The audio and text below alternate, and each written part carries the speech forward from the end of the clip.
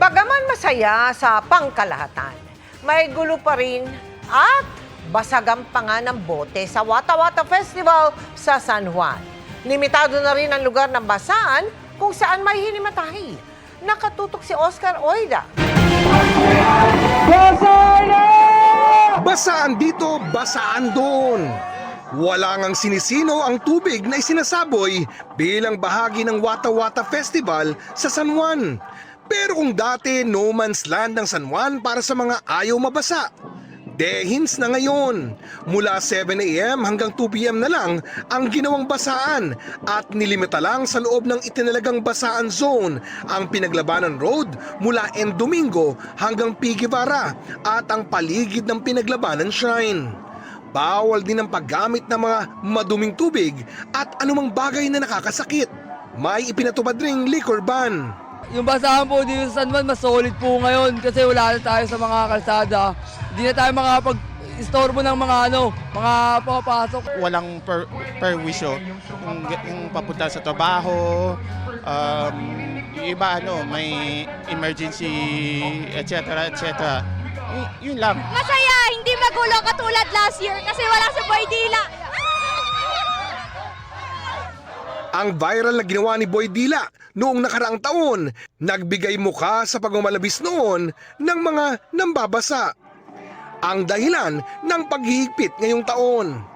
Ang mga lalabag sa mga patakaran, tinakdaan ng 5,000 pisong multa at hanggang 10 araw na kulong bilang parusa. Right now, as of 2 p.m., wala pa hong kahit isang violation in terms of nakipagbasaan outside the basaan zone. Mahigpit man, umapaw pa rin ang saya ng pambabasa, lalo't naglagay pa ng pool sa gitna ng basaan zone. Mayroon ding pa-dunk tank at pa-concert. Meron pang street dance competition na literal na mainit ang laban. As in, literal na sa sobrang init niya.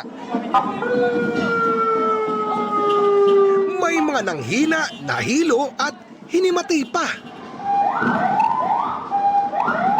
Hindi rin pinalamig ng basa ng init ang ulo ng ilang kabataan na nagkagulo at nagkabasagan ng bote. Kaya may nasugatan.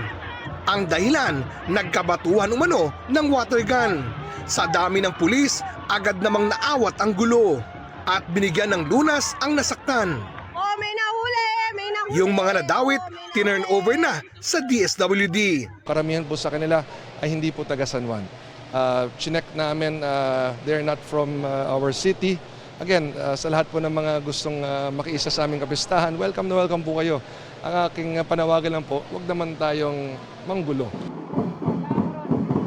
Sa kabila nito, naniniwala ang City Hall na naging matagumpay pa rin ang Wata Wata Festival ngayong taon. Lahat ng naging observations po natin ngayon, lahat ng naranasan natin ngayon, we will evaluate, we will process. In fact, in the next few days, I will call for a meeting amongst all the department heads involved. I-assess natin kung ano ba ang mga pwede pang i-improve for next year. Para sa GMA Integrated News, Oscar Oida, nakatutok, 24 oras.